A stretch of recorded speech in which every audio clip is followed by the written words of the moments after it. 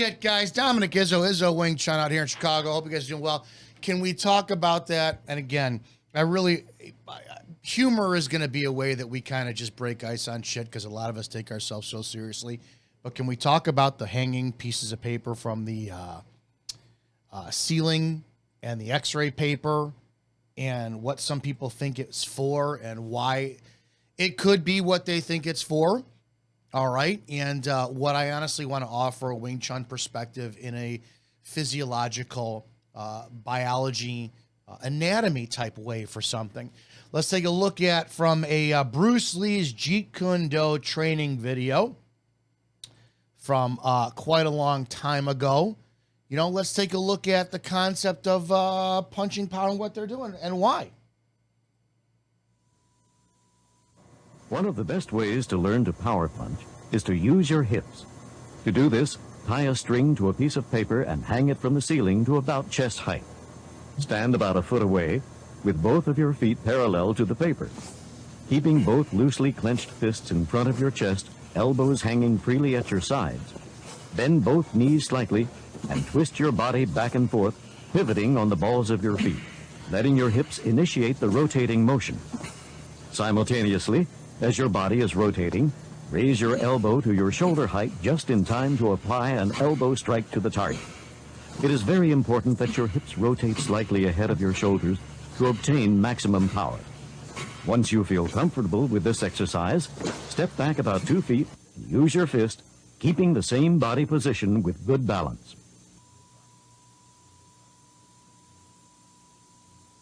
Okay.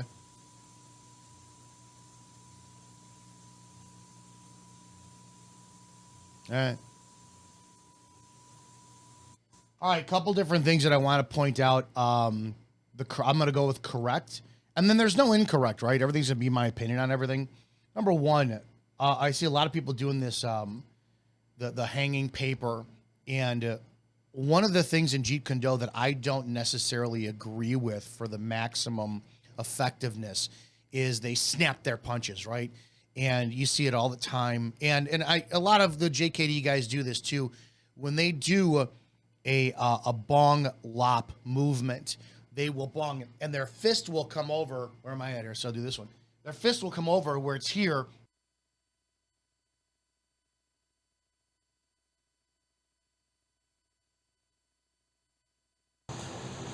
Strip this right off here.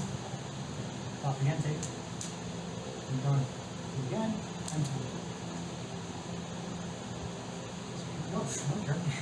Use my hands. In this case, I could go here with the back fist. So do it again, going here and here. Simple motions, simple motions to get you acclimated to what's possible. Just back fist. So if it gives me that pressure here, it's right there. Right there. And I clear this line. All I do is clear this a little bit to back fist. Structure goes out the window. And we back fist from a squared stance or a weak side lead with a strong side lead. You still lose that pressure because as Matt gives me pressure in, it affects my joints. With the Q style, Choi style, wrist to wrist, we hit them straight in. So you're always on line. There is no need to go 1, 2.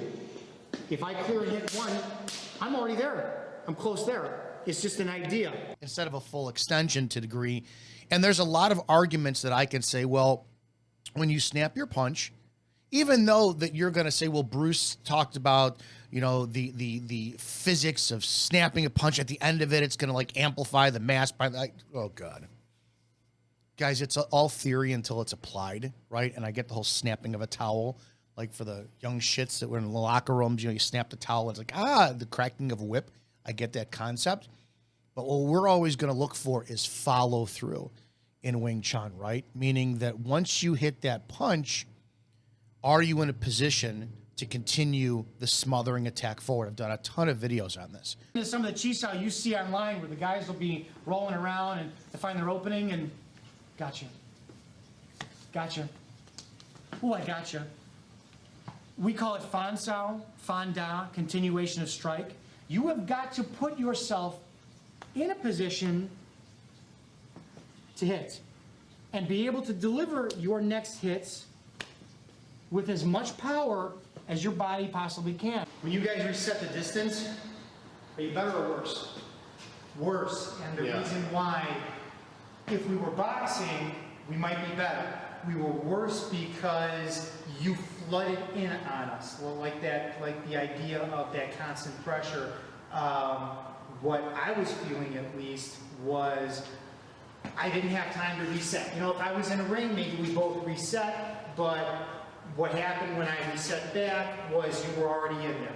You know, a good boxer will do the same thing, but at the same time, that is how you would use your Wing Chun game to beat a boxer on the street. Yeah, well.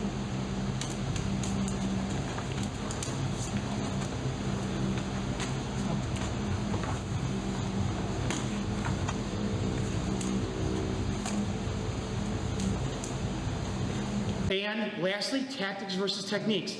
He's gonna throw a punch, I'm gonna block him. Throw a punch, I'm gonna go, I'm gonna throw him. Punch, I don't fucking know what I'm gonna do. He throws a punch, get in! Get in, your movements will appear based on the energy he shows.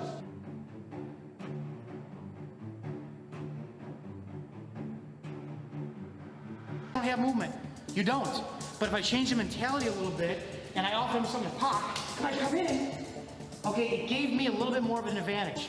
Okay, how do you feel better or worse on this? I feel worse on this. Okay, change the angle, I'm staying in tight. Don't be a pussy, take the hit if you're gonna get in. That's how fighting is. That's the root and the core of my Wing Chun. Once an attack is completed, you put something out there. Are you in a position to continue another attack? Keep hitting them until they're fucking either they're out of breath, they're unconscious, or they're no longer able to become conscious again. Right? Where we convolute things is in the delivery system of the punch. Right? So when you snap it, you're focused on one concept, one technique. It's getting that punch out of it. You're not doing what we call in Wing Chun fan da or fan sao. It doesn't matter which where it means continuation of strike. When you're also doing that bong lop and doing that Bruce Lee, and there's a lot of guys who wind up ending up that position, you're also training yourself to pull a punch, A, and B, that rolling back fist is not as powerful as a direct lined up anatomy structured strike.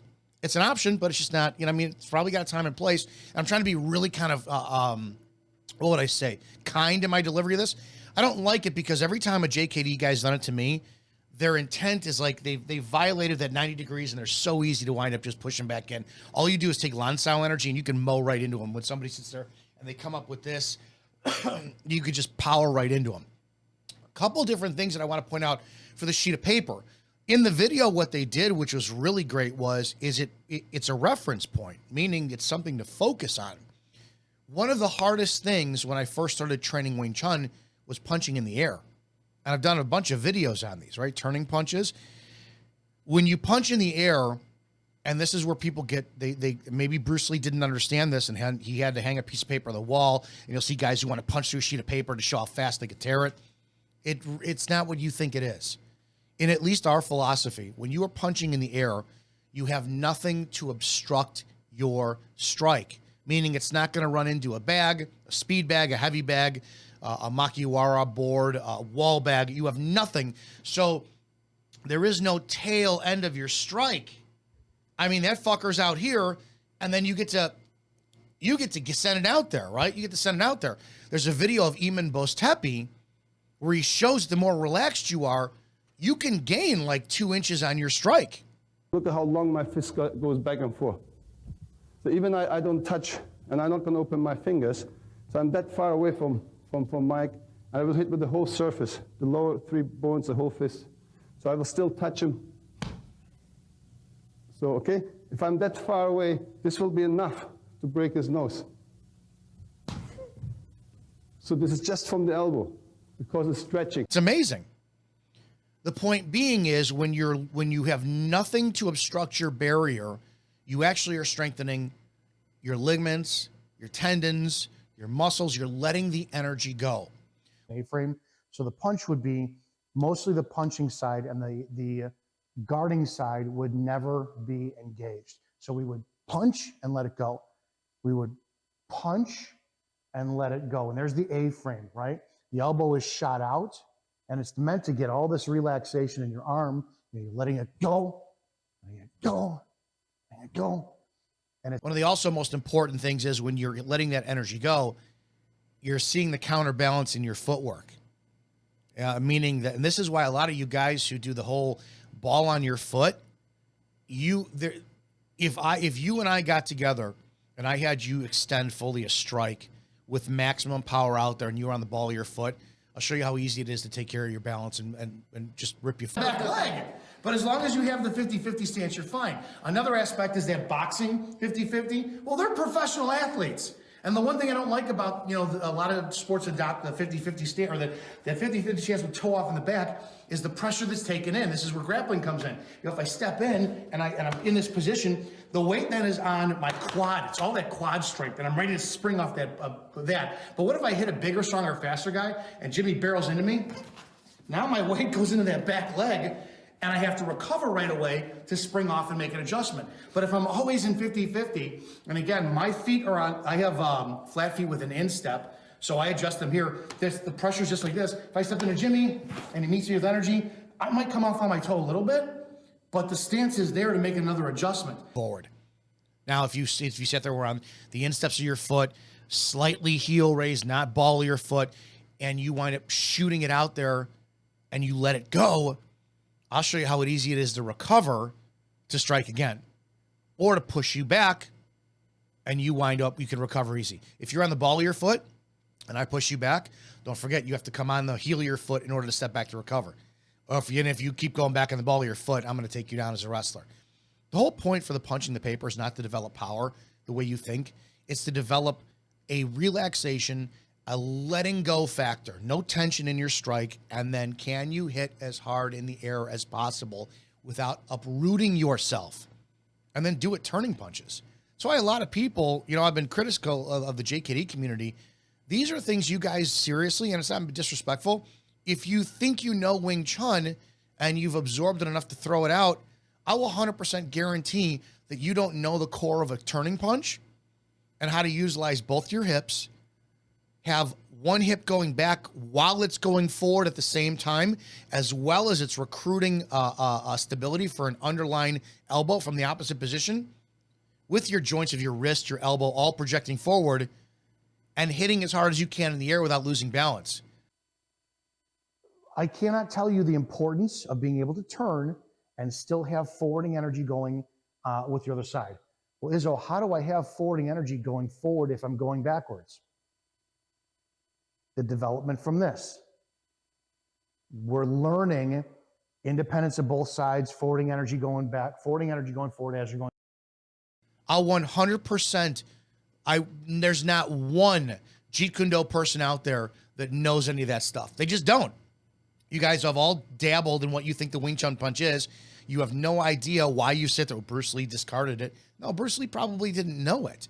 So the point for the paper, yeah, it's kind of cool to hear that cracking or tear through the paper, but it's not what you think it is. It's meant to have a non-obstruction, but you still have to have a visual target, because punching in the air, it's like shit. It's one of the hardest things to develop because you don't have a visual target.